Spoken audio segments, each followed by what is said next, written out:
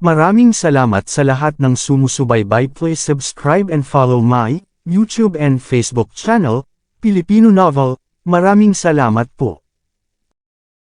Kabanata 1221.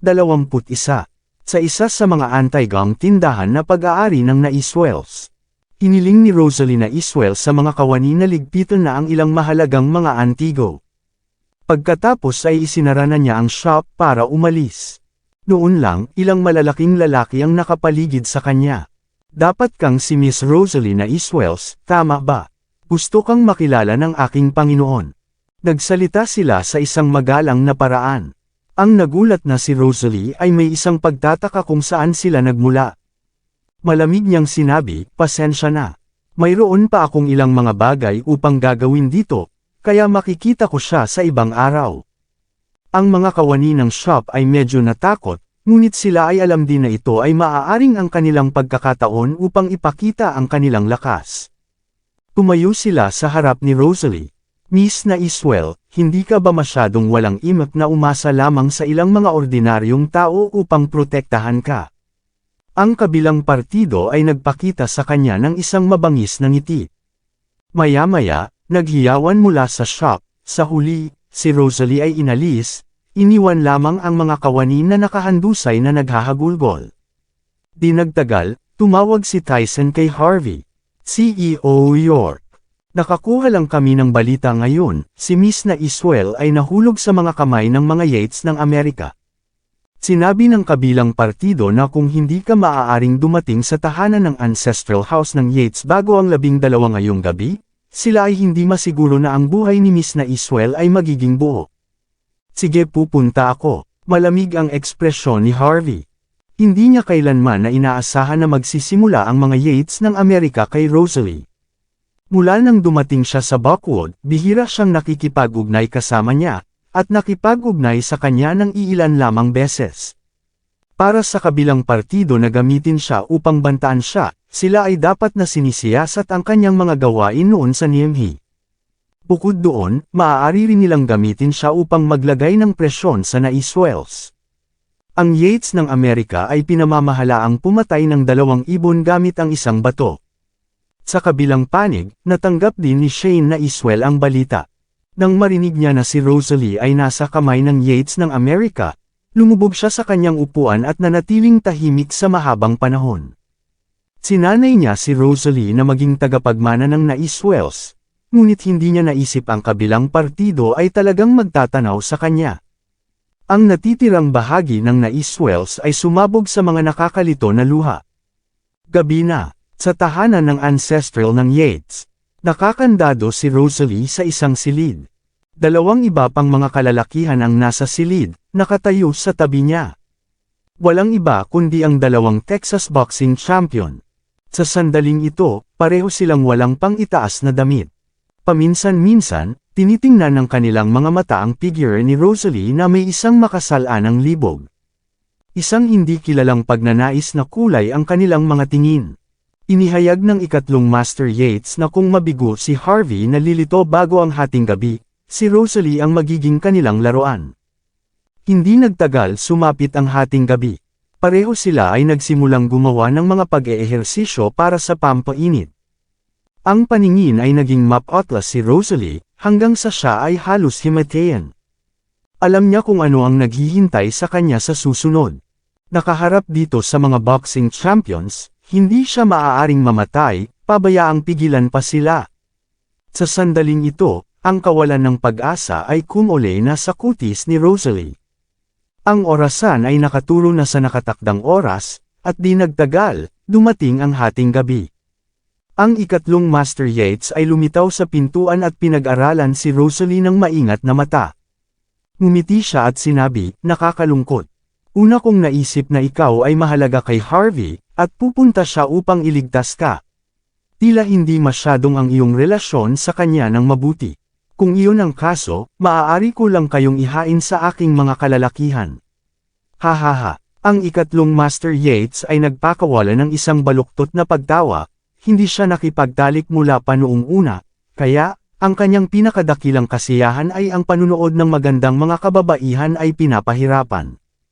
May malay pa rin si Rosalie. Nauutol siya at nanginginig. Pangatlong Master Yates. Kung tinatrato mo ako ng katulad nito, panigurado na lalaban ang lolo ko kasama mo hanggang sa huling hininga niya. Labanan niya ako hanggang sa huling hininga niya. Siya ba ay karapat-dapat? Ang tono ni Third Master Yates ay puno ng pangungutya. Ito lang ang nais Wells. Kung nais ko ito, ang inyong pamilya ay maaaring masira sa susunod na araw. Ngunit huwag mag-alala, hindi kita papatayin. Kapag ang dalawa sa kanila ay may sapat na kasiyahan na, dadalhin ko ikaw sa gate ng Naiswells. Gusto ko si Shane Naiswell na maunawaan ang presyo na babayaran niya matapos akong tanggihan. Ang ikatlong Master Yates ay lumingon at umalis, ang baluktot ng ngiti ay nakabitin pa rin sa kanyang mga labi. Ang dalawang kampyon sa boxing sa Texas ay nagsimulang maglakad pasulong, nakakadismaya ang mga kutis sa kanilang mga mukha, habang naghahanda sila sa pag-atake kay Rosalie. Ipinikit ni Rosalie ang kanyang mga mata sa kawalan ng pag-asa. Ang mukha ni Harvey ay biglang lumitaw sa kanyang isip sa sandaling iyon, bagaman hindi siya sigurado sa dahilan kung bakit. Noon lang, ang balkonahe sa kabilang linya ay biglang sinipa ng pabukas. Bang! Ang dalawang kampyon sa boxing sa Texas ay nagkakaisa na tumigil sa paglalakad, at lumingon sa likuran nila. Isang lalaki ang nakatayo doon, nakasuot ng walang malasakit na ekspresyon. Sinuri niya ang mga kampyon sa boxing sa kanyang malamig na mga mata. Wala siyang iba kundi si Harvey York. Nagpalitan ng maikling sandali ang dalawang kampyon sa boxing na sulyap bago umisi sa pag-iisa. Ang kinapopootan nila sa karamihan ay naantala ng isang tao, lalo na sa isang mahalagang sandali tulad nito. Boom! Pagkatapos nakita ang dalawang kampyon sa boxing na gumalaw ng sabay. Pareho silang mga kampyon sa boxing ring, pagkatapos ng lahat. Ang bawat isa ay nagtapo ng isang suntok, isa mula sa kaliwa at isa mula sa kanan, at sumabog ang kanilang mga suntok patungo sa dibdib ni Harvey sa parehong lakas. Tumalikod si Harvey, at iniiwasan ang kanilang mga suntok na kung ano ang tila isang imposibleng sandali. Siya noon ay sinipa ang madilim na balat na boxing na kampyon sa tuhod. Bas again. Crack. Narinig ang tunog ng mga nasirang buto. Ang mayabang ay agad na gamulong ang madilim na balat na boksingero sa lupa, humawak sa kanyang nasirang tuhod. Ang mga boksingero ay may malakas na mga kamao, ngunit ang kanilang pinakamalaking kahinaan ay nakalagay sa kanilang mas mababang katawan. Tiyak na hindi hahamunin ni Harvey ang paggamit nila ng mga kamao. Ang tamang paraan ay ang pag-atake sa kanilang mga mahina na lugar. Sa sandaling ito, ang mapotla na buhok na boksingero na kampyon ay sumugod. Tumalon si Harvey ng patagilid sa kaliwa at agad na hinawakan ang kanyang ulo sa parehong mga kamay, at pagkatapos ay baluktot na hinayla. Bas again. Crack.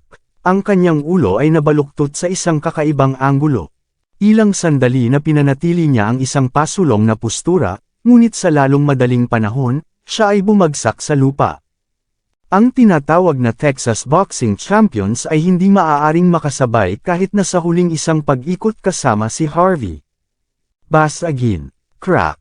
Sa susunod na segundo, sumunod si Harvey at tinadyakan ng kanyang paa ang leeg ng madilim na balat, ang pag-atake na ito hanggang sa wakas ito ay nakakamatay. Pinanood ni Rosalie ang buong eksena, at nagulat sa pagkabigla. Palagi niyang alam na si Harvey ay isang taong may kakayahan, ngunit hindi niya inaasahan na siya ay kamangha-manghang dito. Kahit na ang mga kampyon sa boxing na ito, na maaaring talunin ang 10 mga lalaki kaagad, hindi ang kanyang mga kalaban. Sa ngayon, hindi sigurado si Rosalie kung ano ang dapat na maramdaman niya. Tiyak na magiging kahanga-hanga kung ang taong ito ay kanyang asawa. Salamat. Si Rosalie ay sinabi, hindi katulad ng karamihan sa mga kababaihan, at kinuha ang pag-aalaga na hindi mukhang masyadong nasa sabik. Sa halip, siya ay pinanatili ang kanyang aura ng isang reyna ng nagyayelo. Ngumiti si Harvey at sinabi, maaari ka nang umalis. Walang problema. Tumango si Rosalie, inalis siya ni Harvey, at umalis sila at dumaan sa bintana. Sa sala ng bahay ng ancestral ng Yates, ang ikatlong Master Yates ay napapikit ng kanyang mga mata habang siya ay umiinom ng kanyang tsaa. Makalipas ang ilang oras, nagtataka siya, bakit ang dalawang kampyon sa boxing na ito ay banayad sa oras na ito? Bakit hindi ko pa naririnig ang anumang mga hiyawan? Tumawa si Butler Yates, na nakatayo sa tabi niya. Pangatlong guro, minsan, ang dalawang iyon ay nais na pumatay muna bago ito makuha. Kahit na walang tunog, ito ay perpektong normal. Ang Yates ng Buckwood, na naglilingkod sa pamamagitan sa gilid, ay napangiwi. Ang mga underlings ng ikatlong Master Yates ay kakilakilabot. Sila na nakagawa ng mga hindi normal na kilos. Gayunpaman, wala sa kanila ang nang-ahas na ipahayag ang kanilang mga saloobin bago ang ikatlong Master Yates. Sa halip, sila nagpapakita ng isang ngiti at nakaka-relax. Ang paraan ng mga kalalakihan ni Master Yates ay gumagawa ng mga bagay ay talagang lampas sa isang imahinasyon. Gayunpaman, ito pa rin ay ang sentro ng Buckwood. Magandang bagay na walang mga hiyawan. Kaya nating maiiwasan ang mga hindi kinakailangang problema. Sinulyapan sila ni Butler Yates at nag-snap ng hamog na nagyayelo, mapang-akit. Kailan ang ikatlong Master Yates ay hindi kailanman natatakot sa gulo. Hindi mahalaga kung may nakakarinig ng tunog, ito lamang ang Buckwood. Sino ang maglakas loob na pigilan ito? Oo, sinabi namin ang maling bagay, sobrang natakot ang mga Yates ng Buckwood, na halos gusto nilang mawala sa lugar. Sa kanila, ang ikatlong Master Yates ay isang moody at nakakatakot. Hindi sila nang ahas na dumulas at sabihin ang maling bagay, dahil sa takot na magtatapos sila ng kakilakilabot. Hindi nagalit ang ikatlong Master Yates. Sa halip, sinabi niya na may masigasig na interes. Hindi ba talaga si Harvey ay mayabang? Hindi ba siya napaka-mainitan ang ulo? Pwede ba na siya ay makakaramdam ng takot minsan? Ngumiti si Butler Yates. Pangatlong Master, nasira namin lahat ang mga buto ni George Sable at Old Niner kagabi. Narinig ko na ang dalawang ito ay ilan sa kay Harvey na mga taga-suporta. Ngayon na natapos na sila sa ganoong estado, tiyak na hindi na siya manggahas na magpakita. Kahit na mayroon siyang lakas ng loob, marahil wala. Hahaha. Katulad ni Third Master Yates at ang kanyang mga tauhan ay nakabalot sa kanilang pagmamataas, isang tao ang pumasok upang maipasa ang isang mensahe. Ang Naiswells ay nagkaroon na dumating. Hey, ang Naiswells. Papasokan sila. Lumitaw si Shane kasama ang ilang mga Naiswells. Ang kanilang mga kutis ay madilim. Ang ikatlong Master Yates ay ngumisi habang siya ay nagsalita. Master Naiswell, kung naaalala ko ng tama, dapat kang tumayo sa kabaligtaran at kumilos bilang aking kaaway. Upang makarating sa aking lugar ngayong gabi, hindi ka ba natatakot na baka patayin kita? Pagkatapos ay muli, ang iyong apo ay talagang walang katulad kahit na siya ay babae. Nagpadala na ako ng isang mensahe sa kay Harvey, ngunit tila wala siyang lakas ng loob na dumating. Kung ikukumpara sa kanya, ang mga Naiswells ay higit pang kawili-wili. Nakakatawa ang mukha ni Shane. Pangatlong Master Yates, kami ay negosyante. Ang lahat ng mga negosyante ay may prinsipyo, iyon ay, upang hindi kailanman masangkot ang kanilang mga miyembro ng pamilya. Kung mayroon kang anumang hindi ka nasisiyahan, lamang na lumapit ka sa akin. Ano ang paggamit ng paglabas nito sa isang babae? Ang iba pang kasamang Naiswells ay nagsalita din. Oo, kung ikaw ay may kakayahang iyon, dapat mong talunin kami ng patas, sa pamamagitan ng negosyo. Ang paggawa nito ay lampas na walang kahihiyan. Magmadali at hayaan si Miss Naiswell na makaalis. Anumang mga kondisyon ay maaaring mapagkasunduan. Sumagot sa kanila ang ikatlong Master Yates, na nakangiti pa rin, maaaring hindi mo maintindihan kung paano kami ang American Yates na kumilos. Palagi naming dinudurog ang aming mga kalaban ng paisa-isa, at lagi naming tinitiyak na nagdurusa sila. Kasama kayong lahat, dahan-dahan kong pahirapan ang bawat isa sa inyo hanggang kamatayan. Si Rosalie lang ang simula. Sa mga salita ni Third Master Yates, lahat ng mga Naiswells ay lumala ang mga kutis. Alam din nila ang estado na sinapit ni na George Sable at Old Niner. Ang pag-iisip na ang kanilang mga buto ay nadurog, isa-isa, ay sapat na upang manginig ang mga ito. Kakilakilabot. Ang ikatlong Master Yates ay masyadong nakakatakot. Ang pinakamahalaga, mayroon siyang mga pribilehiyo na diplomatiko. Kahit na ang korte ay maaaring walang magawa laban sa kanya, pinakamahusay, maaari siyang maipadala pabalik sa Amerika para sa paglilitis. Gayunpaman, ang Amerika ang kanyang baluarte. Kahit na ipinadala siya pabalik, mayroong isang mataas na posibilidad na gagawin niyang simpleng malaya. Ito ang dahilan sa likod ni Third Master Yates na pagmamataas. Biglang napagtanto ni Shane ang isang bagay. Hiningi niya sa isang matigas na tono, "Ikaw, ano ang ginawa mo sa aking apo?" Maraming salamat sa lahat ng sumusubaybay. Please subscribe and follow my YouTube and Facebook channel, Filipino Novel. Maraming salamat po. Ang iyong apo, wala akong ginawa sa kanya. Sa kabaligtaran, marami siyang naitulong sa akin. Ang pangatlong Master Yates ay ngumisi muli. Tulong.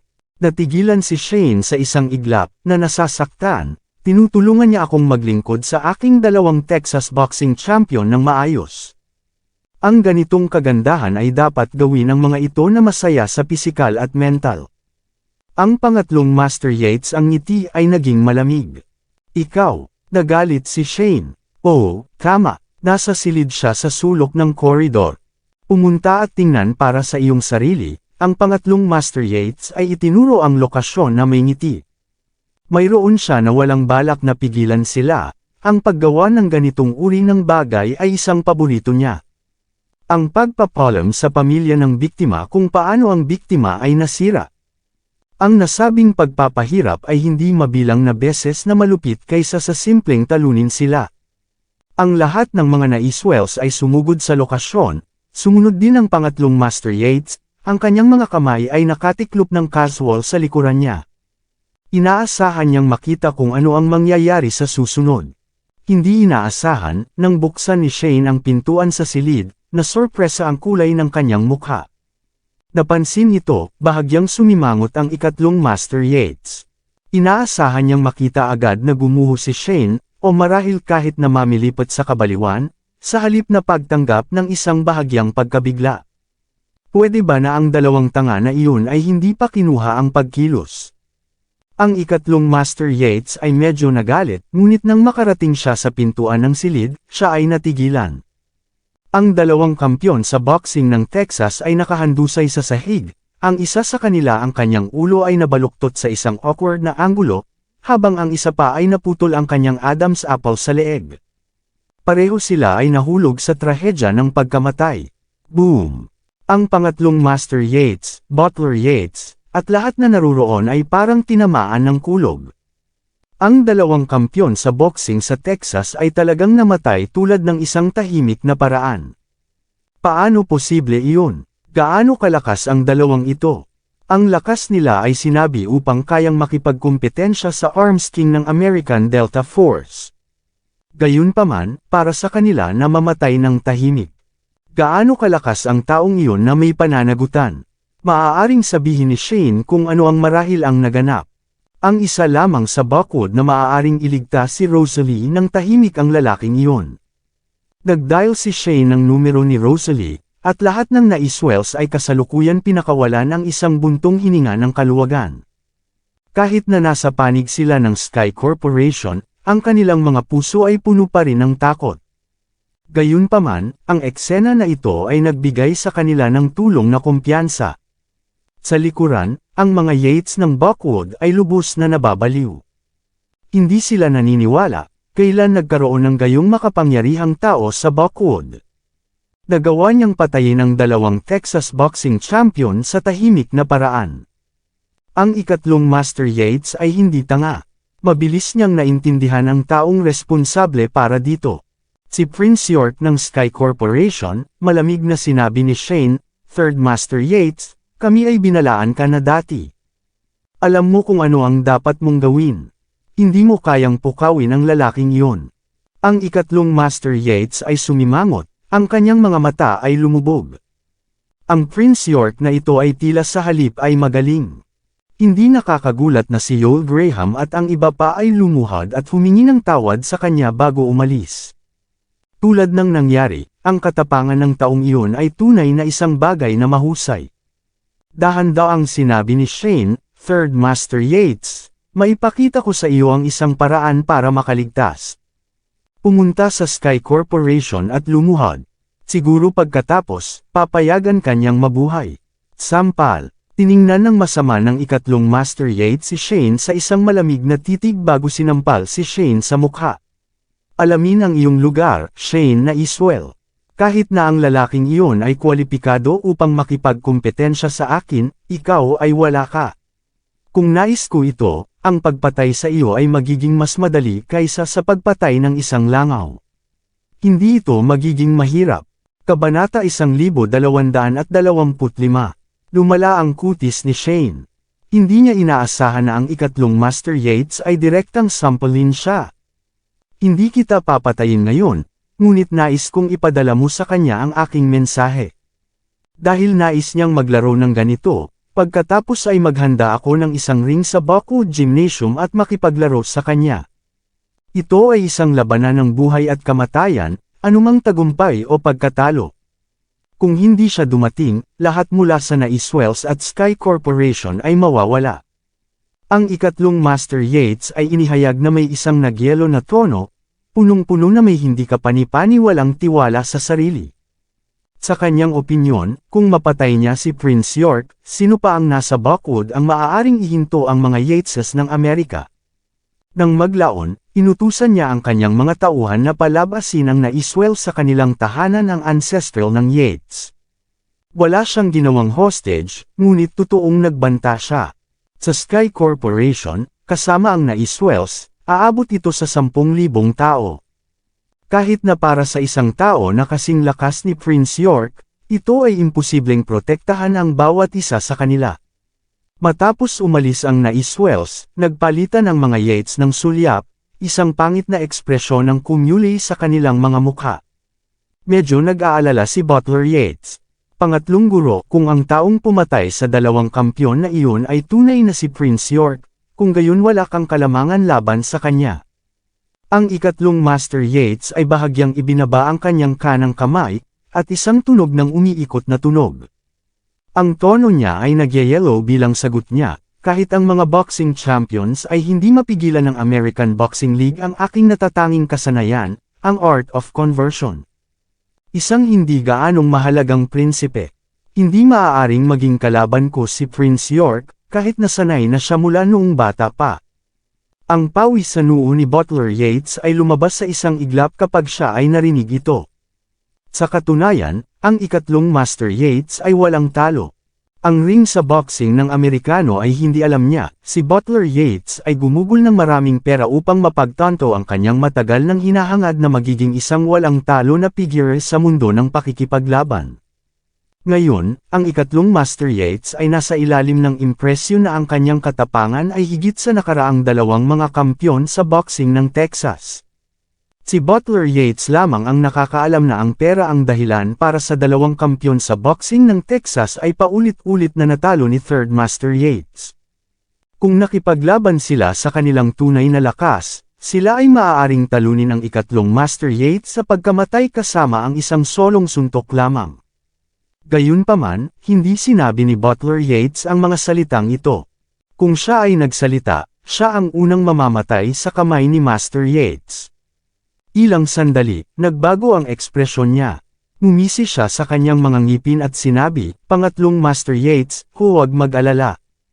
Tutulungan kitang maghanda para sa labanan na ito. Kung darating si Prince York, tiyak na matatalo mo siya na may isang suntok lamang." Tumango si Third Master Yates. Nakarating na siya sa kaharian na katumbas ng kawalan ng kakayahan sa kalungkutan. Sa kanyang opinyon, walang sino man sa mundo ang maaaring tumayo na kalaban niya. Sa Sky Corporation, nakaupo si Harvey sa tanggapan ng CEO, kasama si Shane sa tapat niya. Ipinasa ni Shane ang mensahe ni Third Master Yates sa kay Harvey. CEO York, ang Third Master Yates ay hindi ordinaryong tao. Ako ay isipin na mas mahusay na huwag siyang labanan. Nagtanong ako tungkol dito. Sinasabi na siya ay may natutunan na Art of Conversion mula sa isang matandang pari sa kanyang mga unang taon. Inaasahan ko na ito ay isang maalamat na panloob sa sining ng martial arts. Kung pinamamahalaan niya itong linangin sa isang tiyak na antas, kung gayon tiyak na siya ay walang talo. Hindi alam ni Shane ang tungkol sa martial arts, ngunit ang paghusga sa pamamagitan ng ikatlong Master Yates na walang talo ay ang kanyang kalungkutan na saloobin, maaaring makita ni Shane na ang huli ay puno ng tiwala. Kung hindi man, hindi siya maglakas loob na bukas na lumaban sa kay Harvey matapos ang dalawang kampyon sa boxing ng Texas ay pinatay. Art of Conversion. Nasimangot si Harvey. Nasa militar siya para sa isang mahabang panahon, at nagkaroon ng ilang kaalaman sa iba't ibang mga pamamaraan ng pakikipaglaban sa mundo. Gayunpaman, ito ay ang unang pagkakataon na narinig niya ang tinatawag na Art of Conversion. Gayunpaman, sa kanyang mga kasanayan, paano siya matatakot? Sumagot siya ng walang pakialam, ipasa sa kanya ang aking salita.